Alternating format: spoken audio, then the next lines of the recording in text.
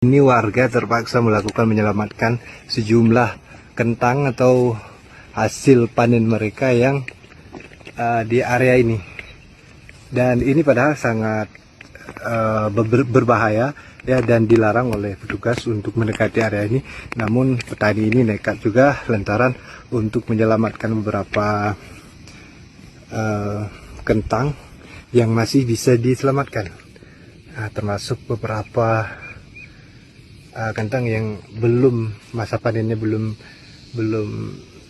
bisa dipanenkan, namun terpaksa dipanenkan lantaran memang lokasi ini sudah termasuk area merah ataupun area berbahaya untuk dan akan terus longsor setiap harinya. Kalau menurut warga sini, kiri kanan longsor ini terjadi 5 hingga 7 meter setiap harinya terus terjadi, dan ini akan terus melebar ke samping.